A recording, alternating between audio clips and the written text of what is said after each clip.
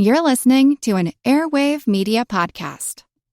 Welcome to Queen's Podcast, darlings. I'm Alicia, the hostess of Done and Done. That's D-O-N-E and D-U-N-N-E. It's the history podcast that lives at the intersection of high society and true crime. I am delighted to introduce my friends Katie and Nathan, who will be bringing you an incredible story of a queen in no time at all, but with a caveat and a warning here for you. You will be hearing some strong language in this podcast. If explicit language is your podcast listening game, proceed with glee. If it is not your thing, you cannot say you weren't warned. Enjoy your listening. Hi, I'm Katie. And this is Nathan. And you're listening to Queens, the podcast about badass women in history.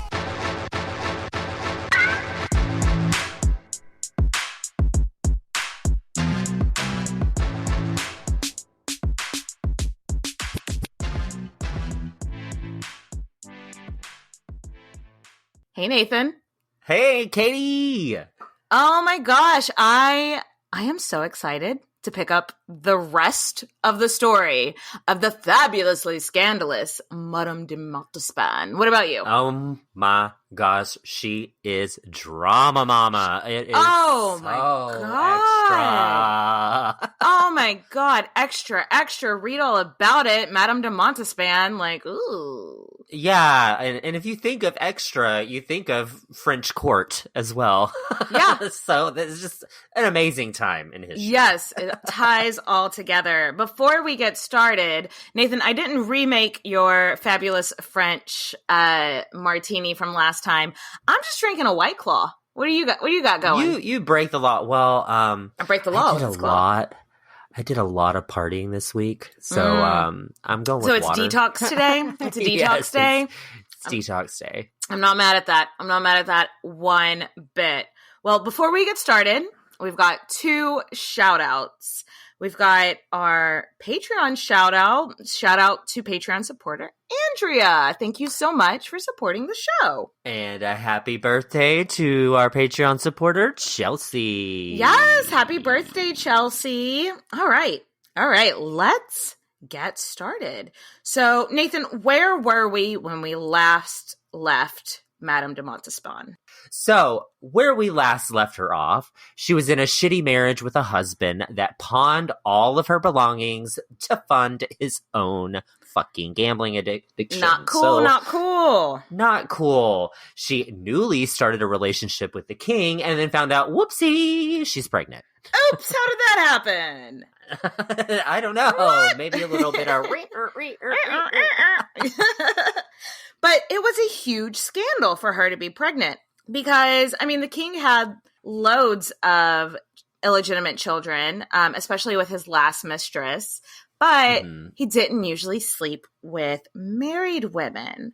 So that's why it was such a huge scandal. And when Mr. de Montespan found out, he rolls up to Paris and he starts talking shit, telling everybody, like, my wife is sleeping with the king has made me a cuckold.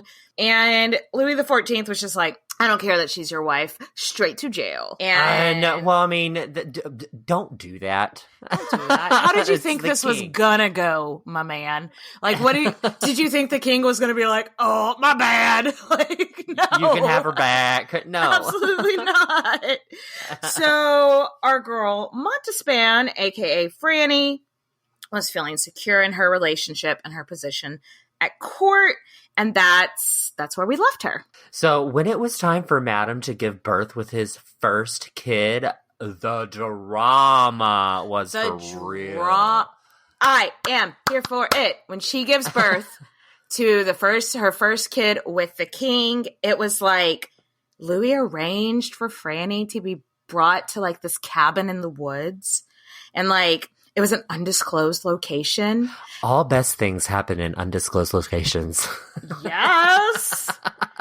And like they brought a doctor there to like help with the birth, but like they put a blindfold over the doctor's eyes so he wouldn't know where he was. What? And they put like a masquerade, I'm thinking like a Mardi Gras mask on Madame de Montespan while she's giving birth, so they can't like tell who it is he's helping out, which just is very it almost kind of feels like it could be a good SNL sketch. Like, all right. Like really good. If there had been SNL at Versailles, this would have made an amazing sketch.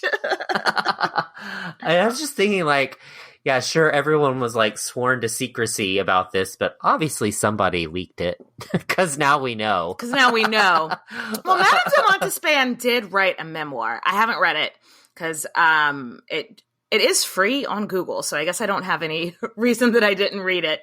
But maybe she talked about it in there. I don't know. Probably so. So in this villa in the woods in 1669, she had her first of 7 kids with the king, a little girl named Louis Francois. Yes. But sadly, she died at only like 3 years old. So yeah. We aren't going to take time to discuss every single birth and pregnancy because then it would just be a whole episode of that, and that's boring. Because they ended up having 7 children between 1669 and 1678. So she got pregnant. So she stayed pregnant, right? Like she constantly had a baby bump. Just all Yes, she got pregnant. She stayed pregnant. All the boys were named Louis, unsurprisingly. And all the girls except for one were Louise. So how would you? Oh my god, that would. I guess they all went by their middle names. I would hope so. Right? You'd have Big Louis, Middle Louis, Littlest Louis. So only 4 of the children actually survived childhood, which is super duper heartbreaking because those odds are not too good. That's like 50-50 basically. I know it was kind of a little bit more expected back then that, children would die in infancy it was just the mortality rate was higher, but I can't imagine any less heartbreaking for the parents, Yeah, of course. And except for that first girl that died so young, all of their children together were legitimized and given the last name du Bourbon of Bourbon, the Bourbon family, which was. It was a big deal that they were, like, recognized like that. Yeah, because, like, short little detour here, what it means to be, like, for an illegitimate kid of the king to become legitimized is, first, like, the king is officially recognizing them in court as his children. Right. Which is a huge deal. Mm-hmm. But also it has a lot to do with their future. Like... Mm-hmm. A lot of people wouldn't want their sons or daughters to marry someone who's illegitimate, even like especially in nobility. But these children are like formally recognized by the king. They have their own titles, their own land. Right. So this means they're going to get a good marriage proposal. Right. And it's not going to stand in the way from them pursuing any career aspects they had, because I believe, like, especially if you wanted to enter the church, which was one of the most lucrative career paths back then, if you were illegitimate, you might not be able to climb higher in the church in your career path. But now, which it's totally your fault. You're an so fucked up. You can't help that your parents. You can't help that. I mean, none of us asked to be here, so you can't help that your parents weren't married whenever you were born. But because he recognizes them and has them legitimized legally, they can now pursue whatever career paths. They can marry whoever. But there was the caveat that, like, yeah, you're legitimized, but you're not in line for the throne, obviously. Only his kids with his wife were. So like we said, they were given lands and titles, and this wasn't something Louis had to do. But he did it with his first official mistress, so it's also decent to do. It's like, they can't, like we said, but they can't help. The bar is on the floor. Yeah.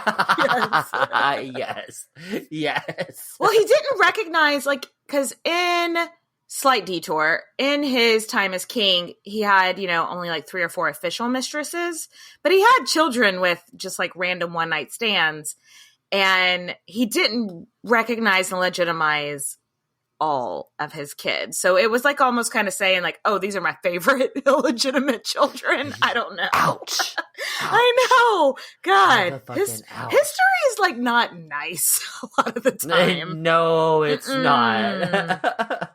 So, y'all, at this time in Franny's life, she is the queen in everything but the title. Like, anything she wants, she got it. Boom, boom, boom. Pretty Anything woman. She needs, she got it. Boom, boom, Pretty boom. woman. I mean, she was. I mean, you're not wrong, though. That is the perfect song for it. Because I read in one thing, she wanted orange trees. She wanted to be able to see orange trees out of her window at Versailles. And like orange trees didn't grow in that part of France. And it became like Louis's purpose on earth, like in front of like actual matters of state. He would like start off his meetings with like, have we secured the orange trees? Okay, now we can go on to the next topic about war or whatever. I love this bougie bitch. Oh my God. I mean, Louis did always try to be respectful to his wife, though. I mean, there were little things that obviously signified to the world that, you know, obviously the queen might not actually be the queen bee. Right. Like, for instance, at Versailles, the queen was given 11 rooms, which still seems like plenty of rooms. Yes. Seems like bougie as hell. Until you look at Franny was given 20 rooms. Eek. Ouch. I mean, I'd be pissed off if his poor wife, she never complained. She never, or at least like, publicly. Know.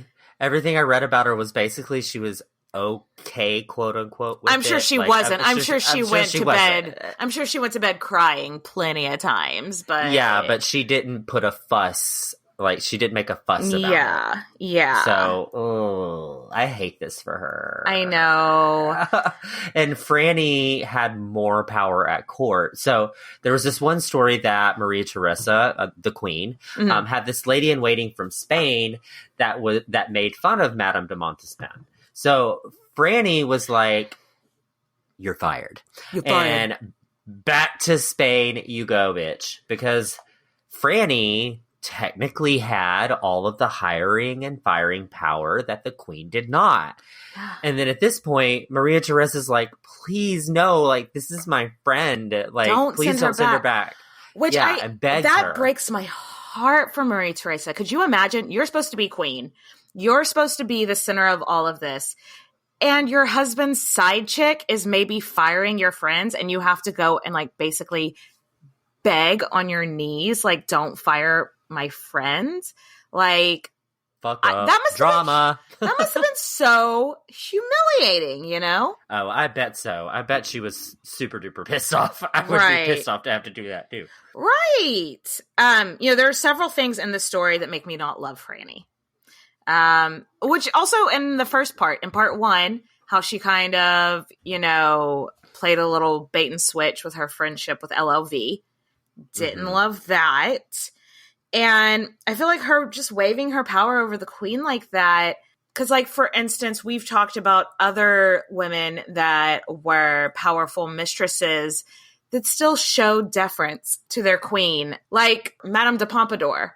Like, never tried to go, even though she had all the power in the world, in public, she would have never done shit like this. You know what I mean? To the queen. She was very classy, I guess. It was definitely like she didn't cause drama in front of everybody. And Diane de Poitiers, even though she had all the power in the world, she would have never done this shit over Catherine de Medici either.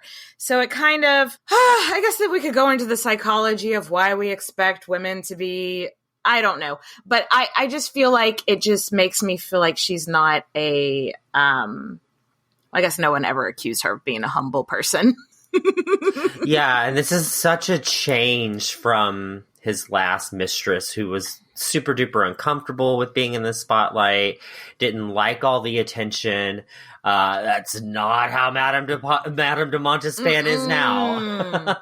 LLV, the last main mistress, was like, she always felt guilty about being a side chick. And like you said, didn't want the attention, didn't want all the grandiose. Madame de Montespan is like, I will take all of the attention. I will take all 20 of those rooms. Get me those orange trees. Yeah, and she's literally flaunting all of the gifts from the king. And I think Louis at this point finds it a little refreshing that he has somebody who's enjoying the lavish lifestyle. Well, he's the Sun King. He's building Versailles. The man who built Versailles, unsurprisingly, liked flashy things. I feel like that it's kind of like he was building this palace that's over the top, ridiculous, just the height of flashiness. And he wanted a woman on his arm that matched that. Do you think that makes sense? Yeah, no, total sense. Total sense. Mm-hmm. And Franny enjoyed also making Versailles just as over the top as she was. Yes. I don't think she gets enough credit for, because in their time together is kind of when Versailles was really growing as the center of the world in French court. And I think she had a lot to do with how, what's the word I'm looking for? Opulent? It became. Is opulent the right word? Yes. Okay. Opulence, baby. Yes. Opulence. Makes me feel like I'm dripping in jewels at Laguanza. Well, yes. Versailles. Nathan, okay. You need to get your passport so we can go to Versailles. Yeah, then I can find a French man. Y'all, everyone, please slide into Nathan's DMs. I've been telling him to get his passport for a while so we can do a Queen's trip to London and meet our fans in London. And now I'm thinking a Queen's trip to Versailles. Okay. All right. So back on topic. Slide into his DMs. Anyway, yes. So, though Franny was popular, she also started to rub people the wrong way. Right.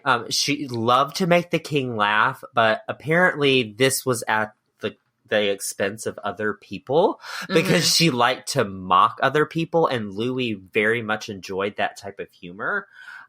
So if you were around the king and Madame de Montespan, you better have some thick skin because they're going to make fun of you a lot. Yeah. Yes, and I read one place that, like, to strike up a conversation with Louis and Franny at Versailles was sometimes referred to as going before the guns. Because, and I don't know about you, but in my experience in life, people who have the most fun picking apart other people are insecure themselves. Oh, no, completely agree. So it makes me... It doesn't necessarily endear me to her because I've decided I don't think I would have liked Madame de Montespan very much, but it does make me think, oh, she feels like she has to put people in their place to stay in the number one place with Louis. Yeah, no, yeah. I don't like this for her either. It wasn't all like just showing off at court though. So Louis had a private getaway super duper close to Versailles that was specially built for Franny. Private area surrounded by trees, large gardens, so nobody could like peek in and be super duper nosy. It was a quote unquote small chateau called the Trianon. Define small. Yeah, right. That was the same thing that I talked about in our Patreon about the Duke of Orleans, which was like, oh, he had a small chateau, and then you pull up pictures and it's like, and it's 75 acres. It's like the size of my entire block that my house is on. Yes. It's small. Small. Very cute and quaint. Yeah. But at this place, like, they didn't throw parties. So it was private. It was small and private, but it still was a palace with a full staff. Yeah, right. And they like to eat and drink a lot. That was their favorite thing to do alone besides bone. When they weren't boning, they were feasting and getting drunk. And that's what they did when they were together alone, which that sounds good to me. Yeah, I think that she liked to cook, right? Like, we talked about cooking, so she would definitely. That seems like throwing a dinner party for the king would be like right up her alley. Yes, absolutely. And he loved to eat too. I mean, #same. Couldn't really figure out if this was like if they brought out the whipped cream and the strawberries and made it a cake, right. you know? I kept reading about how Louis loved a woman with a healthy appetite. Yeah, I was like, is this a kink? Is it like a fetish? Or does it just mean I want somebody that, you don't want somebody that like is ordering a salad with dressing on the side when you're eating a 6-course meal, True. And also he liked his girls thick. That's 3 C's. He did like his girls thick with 3 C's. Absolutely. So, but yeah, like I've said before, the more I read about Louis, the more I'm convinced that I would have been exactly his type. Yeah, you would have. And you're short too. So, and he was pretty short himself. Yeah, so I'm petite and that would've curvy. worked out. I like to eat and drink. Anyway, so outside of court life, let's circle back to the kids because their brood of children is growing and growing and growing. Absolutely. She kept herself really busy with all her official mistress duties, but wanted to make sure that her kids with the king are taken care of, just like her mother did with her. She wants to make sure they're getting a good education, they're being watched after. Yeah. So she brought in an old friend.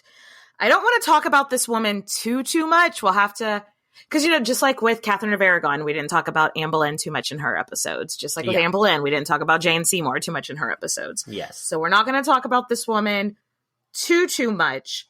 But there was this woman that she had met during her days whenever she was a lady in waiting to the sister-in-law of the king that she thought was really smart and was really funny, but had fallen on hard times. So she was like, I want to bring my friend Francois Dubinière in to be the governess for my children with the king. So Francois Dubinière is a really interesting woman, but like Katie said, not today, Satan. We're not going down that rabbit hole. Not today. We'll do that another day. Yes. She'll definitely probably get her own episode. But what you should know about her now is that she hadn't had a really easy life. Mm-hmm. She was known pretty well for being an intellectual and super duper religious. Super duper religious. So kind of all around just intense, like very smart and pious and, very like, much that type of person. An intense person. That's a great way to put it, Nathan. Now, she was basically brought out of, because she had been married to this man who passed away and didn't leave her a whole lot. So when Madame de Montespan makes her governess to her children, she kind of pulls her out of some dire straits. And now it's like, okay, Francois Dubinière is going to be indebted to Franny. And because Louis didn't really like her. Louis didn't like Dubinière at first. He is like, this bitch has got a stick up her ass. Like, what the hell? She's like, you know what? If this is who you want for our kids, it's fine. Keep her as governess. Whatever. I think she's a little too much. Yeah, agreed. But put a pin in that. We might circle back. She might come up again later. Right. So speaking of children, here's a sad point. So if she had any relationship with her 2 children from her previous marriage, it's not documented. So at that time in history, women really didn't have that much rights in terms of their children once there was a separation there. Yeah. So if her husband decided that, you're never going to see your children again, that would happen. There was nothing you could do. Know what it makes me think of? Yasbas. Yasbas. It does make me think of, if you don't know what we're talking about in the Georgina Cavendish episodes, like her best friend, Bess Foster, had no relationship with her children because her husband was a dick and chose to make it that way. So Bess Foster, who might or might not be related by marriage to me. But no, it just really sucks that women had no right to their children if their husband decided they didn't, Yeah, and obviously her husband being a gambling, trifling little bitch. Who was salty as fuck. This. Yeah, right. That man was salty as fuck. Yeah, so if you remember him from episode 1, he had very few redeeming qualities about him. Yes. Yeah. Yeah, we don't like him. So something we know about Louis is that he fucked. He fucked a lot. He fucked often. Yes. And I think we've discussed this before back, in several episodes. Back then, they believed that when a woman was pregnant, you couldn't have sex with her because might make her lose the baby. Shit, they thought this for like up until recently. Yeah. Yeah. Thank God now they know that no, you can, it's fine. But back then it was a very held belief that having sex with a pregnant woman would hurt the baby. So when Franny was pregnant, which was often, Louis would start looking around at other girls at court.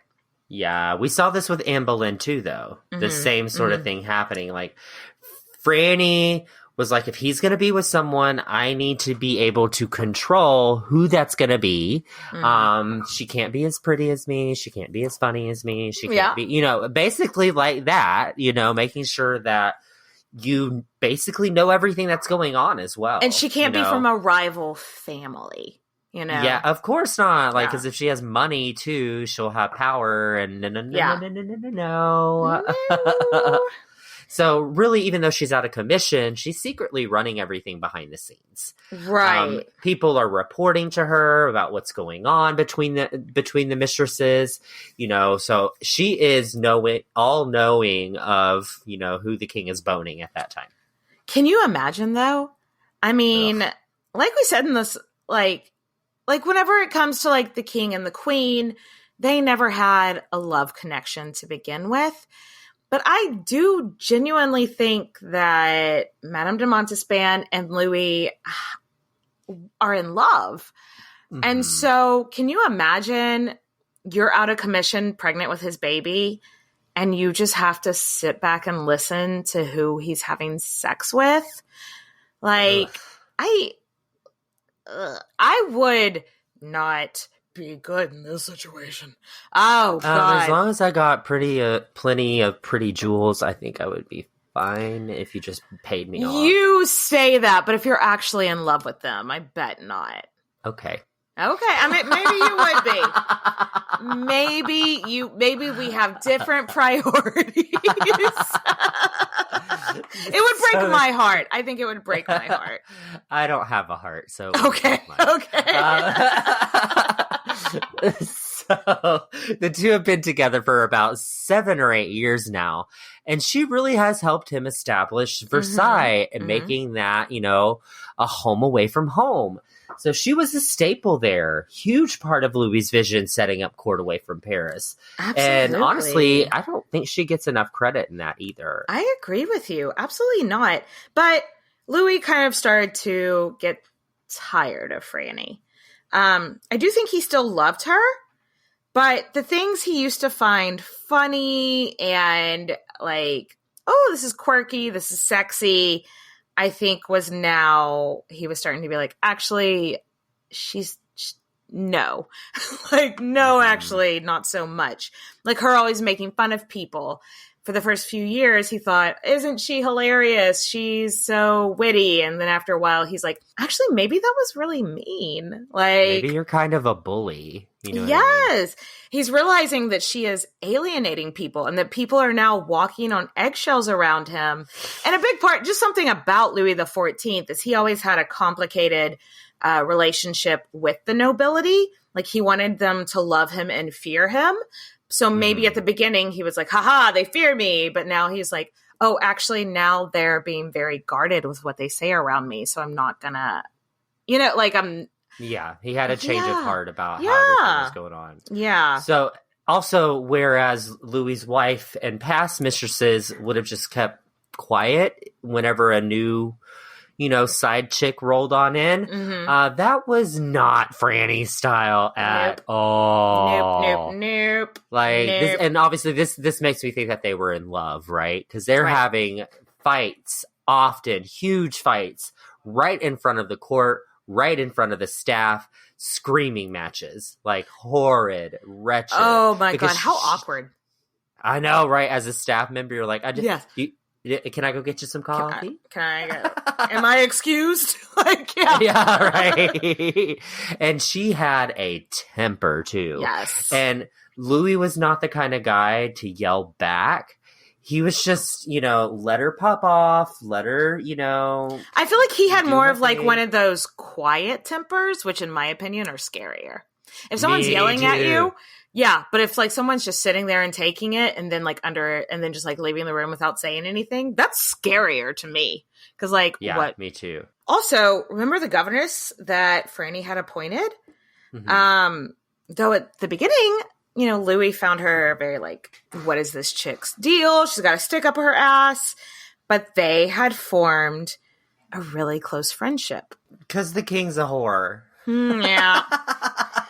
Too close for comfort for Franny's eyes, But they weren't sleeping together because Daubignière was so pious. Anytime that Louis would like make a move on her, she would literally tell him, "You need to go talk to your wife." Which I love this. Such a power move. Yeah, I kind of can't wait to cover her. I love this for her. I love when, Anne Boleyn sort of did the similar type of thing where it was like, oh, let's fuck. And she's like, how would your wife feel about that? I'm not sure. Except for Daubignière never during the life of the queen ever promised him anything like at all. Yeah. It made like her kind of Daubignière's draw was that she was so pious, so revered for like being an intellectual and stuff. And I think after a few years of their deep friendship, Louis was like, do I really want to be with somebody that is so full of themselves? Yeah. What was it wrong in the end for me to take a married woman as a mistress? Yeah, and he had gotten a lot of backlash for that as well. Or taking fucking a married woman. He got a lot of backlash. The church, in fact, would not let Franny take communion. And Louis begged and begged and begged the higher-ups in the church to do it because he knew how important it was for her. Because we covered that in episode 1. She was one of those that took it weekly. It was a constant thing for her. Her faith was a big deal to her. So denying her that, and like public, bad look. That was a really public thing that happened to her too. So that it's a bad look for both of them, though obviously the king wasn't denied communion, even though they're both married. Hashtag misogyny. So that's so fucked up though that the church was like, no, she's a harlot. And it's like, for you, because you're sleeping with a married woman, but it was never like, okay, but you're also married. And you're sleeping with lots of different women. You're sleeping with lots of such a double mix standard. I hate it so much. I know. But then there was a huge shift in their relationship in around 1678 when Louis and Franny had been together for 10 years. So a decade at this point. Mm-hmm. A girl named Marie Angelique Descouraillé, nailed it, hit the court scene. So let's just call her Angelique. Yes, I love it. She was a lot like Montespan. So she's from this old noble family, beautiful, charming, but her family's in a little bit of a financial rut. So they got her this gig being a lady in waiting to the king's sister-in-law.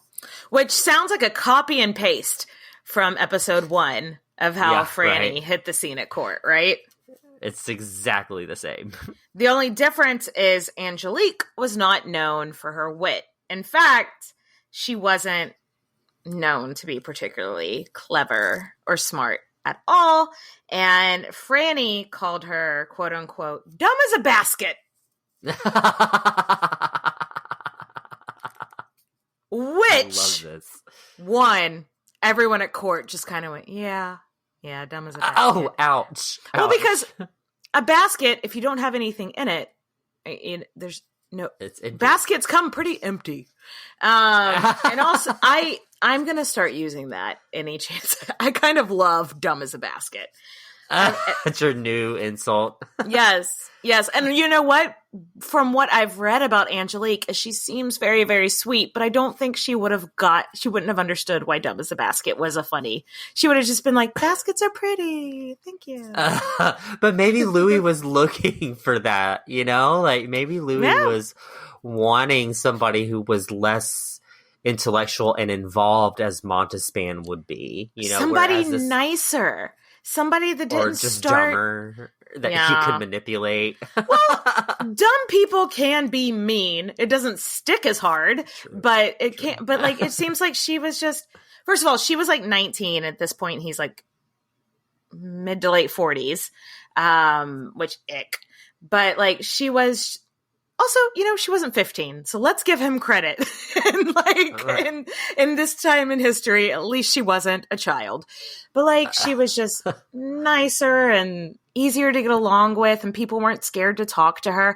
I actually think it was like a sigh of relief in court that like somebody that we're not afraid to approach is now like starting to rise up in ranks. What do you think? Yeah, I agree. I think she's dumb, and she's somebody that is pretty not a threat. And smart. She's not a threat to anybody, so they're just like, okay, head, this sounds great.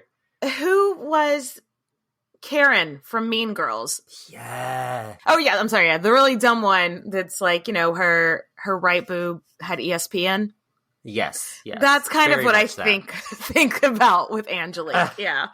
Yeah, even her boss wrote that she's a stupid creature, but she has a good heart. Yeah, stupid creature with a good heart. Ouch, that hurts. But it didn't hurt her because she was just like, it's fine. And then she got pregnant. And then she got pregnant.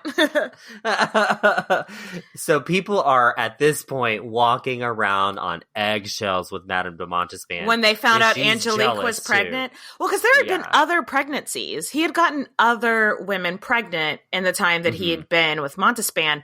But this is the first one that it seems like, girl, your title might be in danger. Like she might replace you.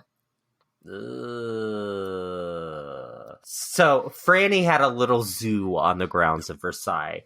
Like you do. As one does. Yeah, absolutely. Somehow, quote unquote, somehow, bunny ears.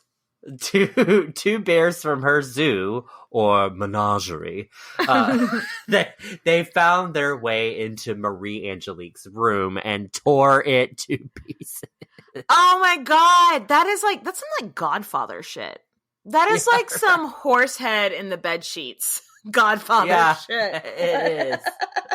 Can you imagine coming home after like a party with the king or whatever, and there are two bears in your room just tearing they were like sleeping. I don't know.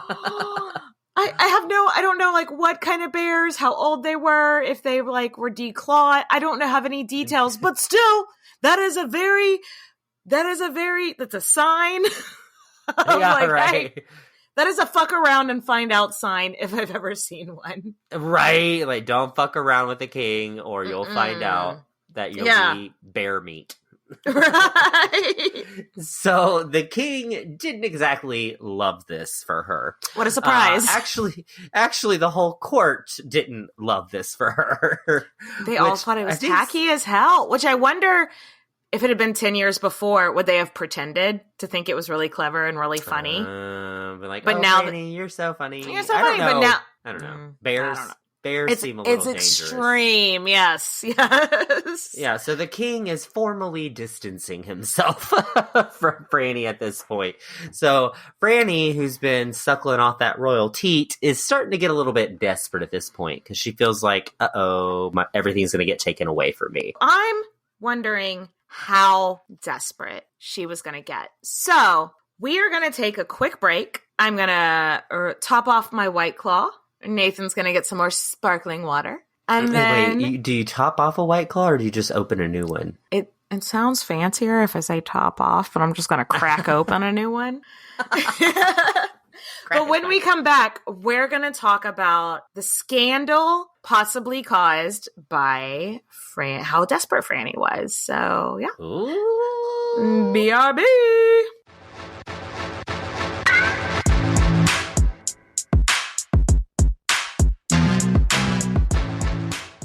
And we're back. So Nathan, our girl realizes her grasp on power is slipping through her fingers. Ugh. She's like, okay, I gotta think outside the box. She really felt like this Angelique chick is going to take her place as official mistress. The more she did to try to get Louis's attention and bring him back to her, the more it drove him away. Because I just don't think he was I just don't think he was that into her anymore. And her old ways just weren't attractive to him anymore. I do want to take a quick break, though. Would her no longer being the official mistress, if she would have just walked away then, would it have been the end of the world for her?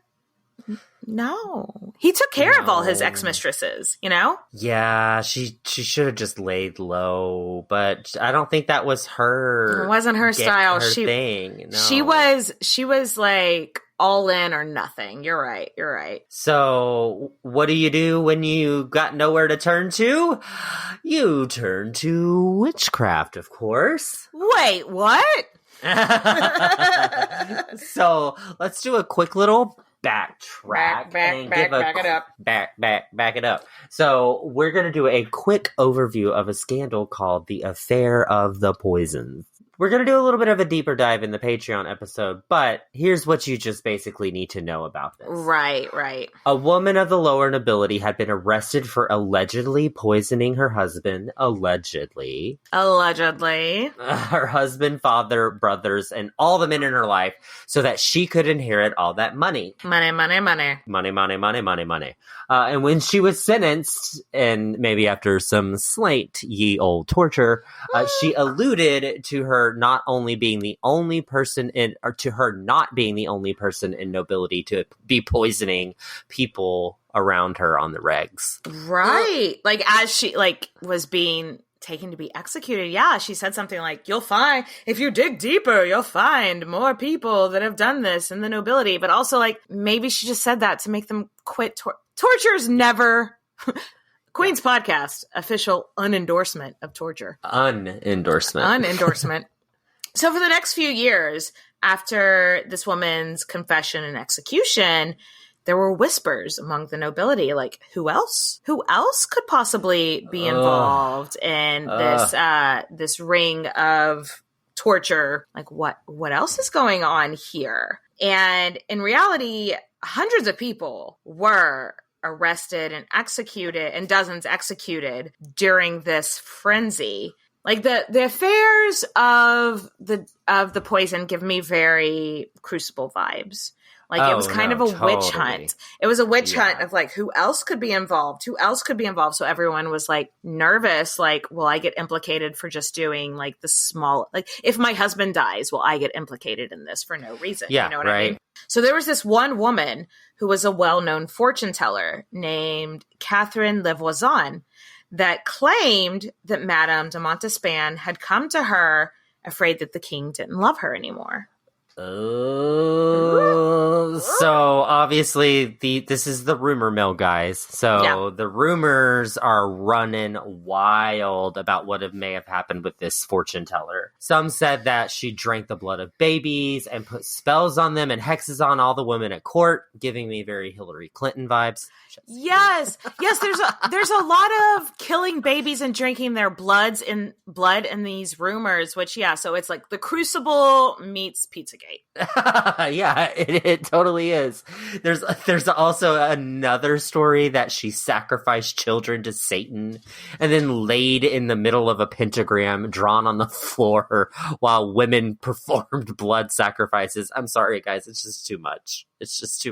At the first glance, this is stupid. Like that she's killing babies, drinking their blood. Also, at this time in French culture, or at least like in the educated elite, which is the nobility, people didn't believe in witchcraft anymore. Yeah. It was just fun gossip they're like, oh, do you think Montespan really went to a fortune teller to cast a spell? Do you think blah, blah, oh, ha, ha. It was kind of a joke.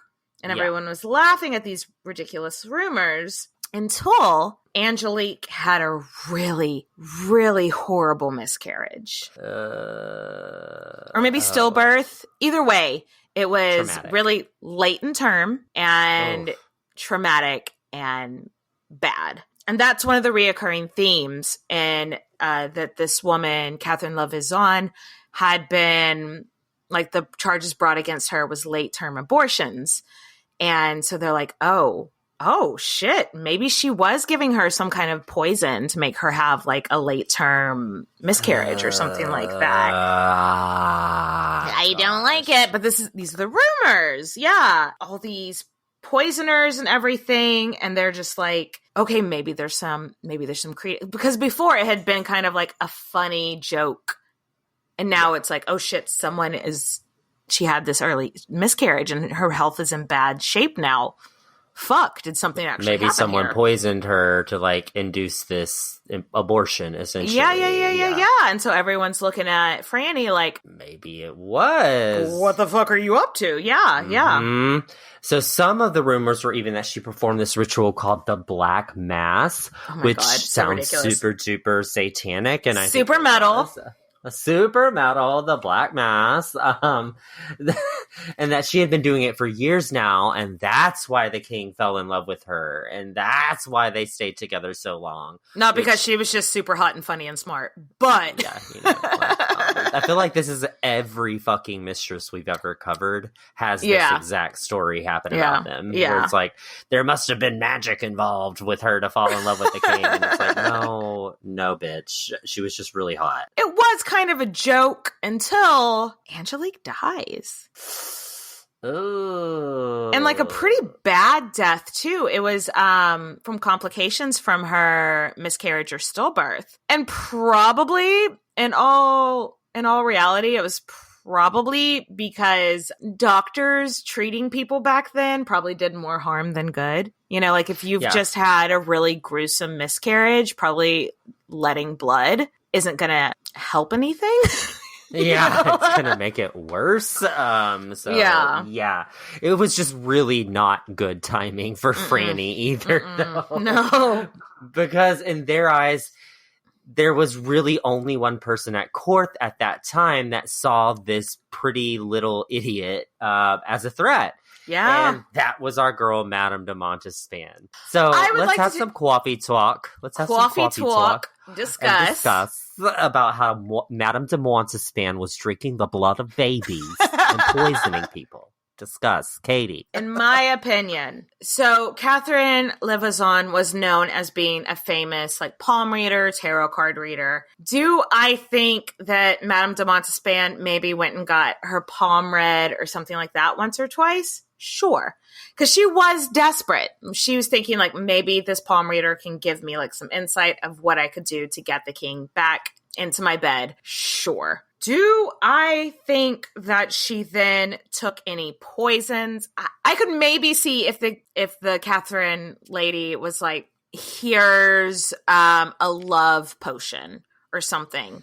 Her thinking that she's doing something harmless, putting like a love potion or an anti-love potion into somebody's drink or something, maybe. I don't think she's out here poisoning people. What do you think, Nathan? Yeah, I'm not really seeing this for her either. I'm not seeing any satanic rituals either in her history. But part of me just wants to believe in this conniving rabbit hole conspiracy theory so badly because it's so wild that I just want to believe it, but I can't.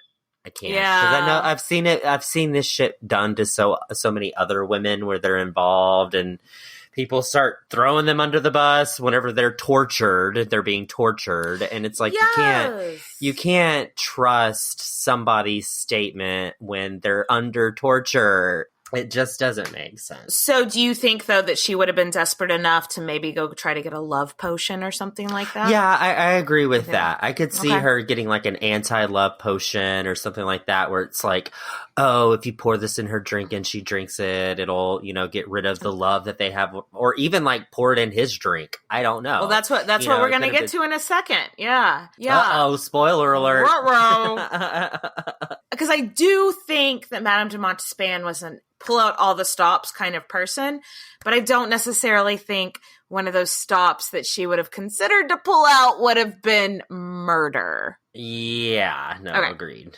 Okay. Because again, with this, at least within the nobility, it was fun for them to joke about like witchcraft and stuff. When it actually came down to it, they didn't believe in witchcraft. The problem was about the poisoning aspect of it. Yeah, so their rumors get a little less silly and a little more scary. Right. Montespan is now poisoned, quote unquote, her rival, which then spirals into Franny's gonna poison the king. Right. So now up until this point, 1681, Louis was telling the police to investigate this.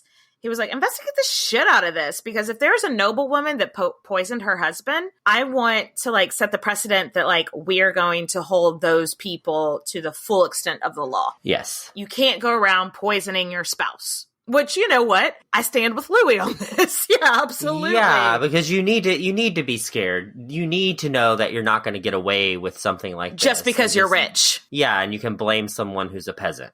Like, you can't get away with that. But then the police came to him and were like, we need to take Franny into questioning. And then there was a brief pause and he's like, shut it down. Shut it down. Shut it down. Shut it down. Nope.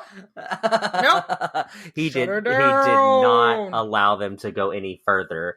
So in 1682, the king calls off this widespread investigation into the members of the nobility because basically they just wanted to question Madame de Montespan. And, because she was too close to home. Because she was so close, and at the end of it, it was like, nope, that's my court. It's stopping. It's one thing if it's at your court and it's just some minor, I don't fucking know, count or whatever. But now that it's your actual, like someone you share a bed with on the regular getting questioned, he's like, nope, we're not doing this. Shut it down. Sweep it under the rug. Vacuum under the rug. Burn the remains from the vacuum. Like, get rid of this.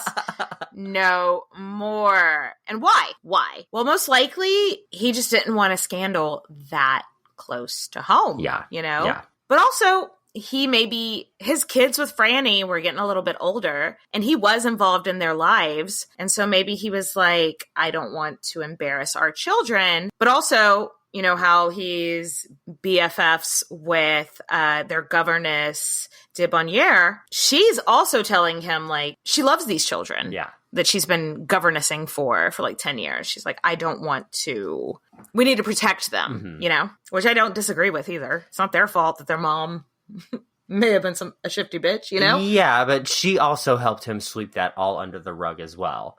So while Louis was giving Franny the cold shoulder hard, this was all effectively being done and kind of notifying us that this is the end of their relationship. Yes. He is like, this is my parting gift to you in this relationship. I'm not going to let you be interrogated for poisoning by the police. You're welcome, So do you think that Louis actually believed that she was going to poison him? Hard, maybe. Okay, that's I think, on the fence. Okay. Yeah. Well, on one hand, when it came to actually poisoning Louis, what would Montespan get? Nothing. In fact, it would be worse for her, probably. Right? Like, the next in line would be his son with his actual wife. And she's probably going to get kicked to the car. Why would she actually want to poison him? Yeah. Also, complete side note. Louis had an illegitimate daughter with one of Montespan's maids, a woman named Claudette. And then he never recognized because she was kind of like a peasant. And there had been times during their last few years of their relationship, whenever he would come to the Trianon and have dinner with Franny, and then complain about feeling sick for the next couple of days. Ugh. So a lot of people speculate that Louis thinks that maybe she was putting those love potions in his food then. And that's like when she was using those and maybe accidentally giving him low doses of poison with those love potions. Or something that I think more people should investigate, maybe Claudette, who was serving the food, was pissed that her child hadn't been recognized. So, shruggy emoji. I don't know. But I think that Louis was looking back at these times and being like, there was a period of time that every time I ate with her, I felt sick. Yeah. Maybe he is starting to get into his own head of like, maybe she was trying to poison me. Maybe Claudette was trying to poison me. Or maybe you're old and you just don't realize you're lactose intolerant. Because it's the 18th century, or 17th century, you know? But also, maybe he was just done with the drama. She'd been drama since day one. She had a husband that was dramatic. She caused drama with the church. When they fought, she was so over the top with drama. She caused drama with bears. And now there's this drama. It was the pinnacle of drama, and he was just fucking done. Yeah. Can you blame him for feeling a little bit fucking done? No, I would too. And she stayed at court for another few years, and Louis would come visit her every now and then, but really this was just to keep up appearances. They weren't sleeping together. Their relationship has gone cold. She got downgraded from 20 rooms to not as many. To like the regular amount of rooms, yeah. And in 1683, the queen died. And there was this fundamental shift in Louis. He was older. He just wasn't about that party life anymore. Also, remember Francois Dubinière, the governess and Louis' best friend? You remember her? Yep. Apparently, Louis has been trying to hit that for years. She literally was telling him, go tell your wife, not until you don't have a wife anymore. Go sleep with your wife. Yeah. Exactly, yeah. And he didn't have a wife anymore. So he started giving her titles and lands, and she was basically the official mistress, but she just didn't have that title. Right. If y'all want to learn more about her, she's known in history as de Maintenon, and I'm sure she'll get an episode someday.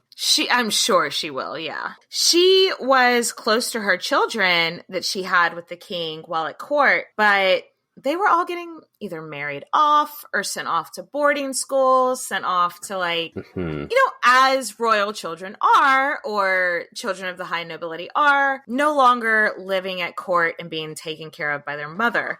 So her last few years at court, to me, the king wasn't visiting her. She was basically a social pariah. Her children were leaving court. It sounds lonely. Yeah, it really does. She's this outcast. She's made a lot of enemies, from being at the top. So not really a good time for her. Word to the wise, if you're going to be official mistress of the queen, or of the king, maybe try to make some friends along the way. Don't alienate and make everyone hate you. Yeah. Right. I feel like she could have learned from a lot of our other mistresses at the time. In 1691, at the age of 51 and almost 10 years after her fall from grace, she retired to court in a convent. So Louis super grateful that finally this bitch gave up her position, because on paper she was still the royal mistress at this time. Yeah. He gave her 500,000 francs. He made her father the governor of Paris, gave her brother a title and a pension.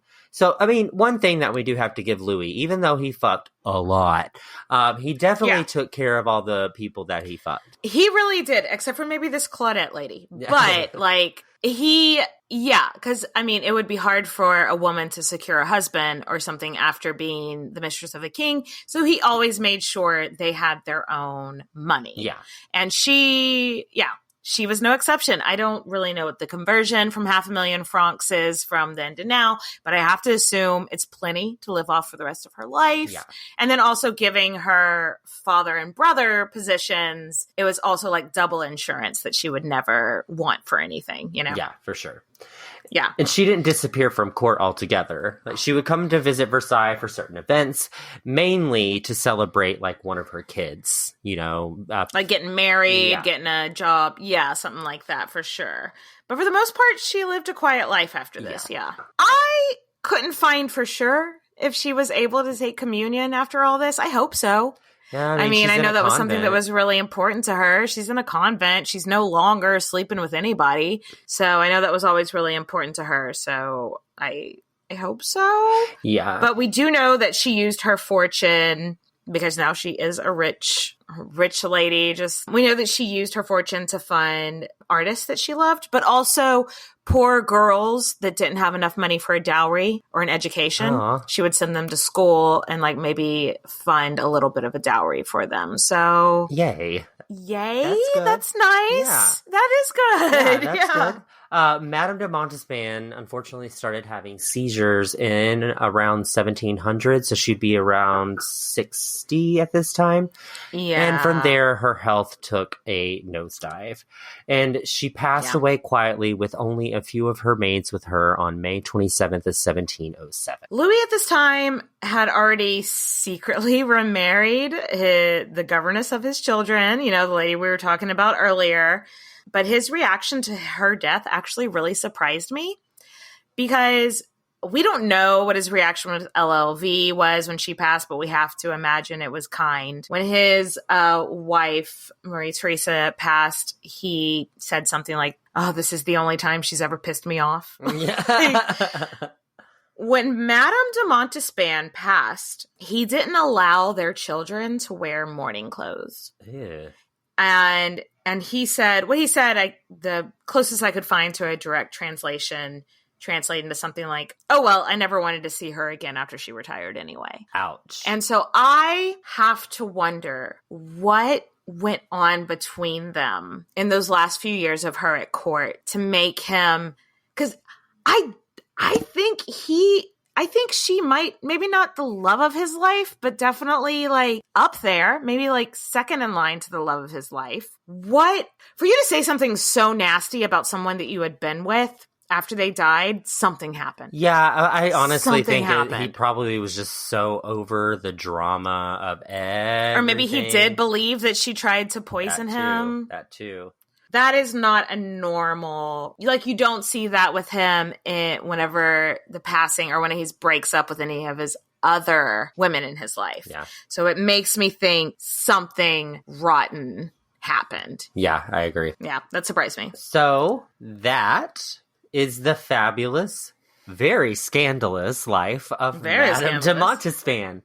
She was complicated, conniving, definitely probably not somebody I would want to be friends with. But when you think about the Sun King, let's all bring it back to when you think about Louis XIV, the over-the-top, opulent Sun King, you don't think about his later in life. You are almost certainly thinking about his time when he's building up Versailles into this big over-the-top sign of wealth, grandiose, all of that.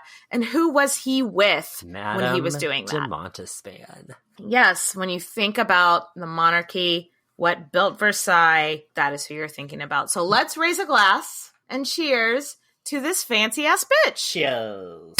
Thanks for listening, everybody. We will catch you next time. Love you guys. Love you guys. Cheers, bitches.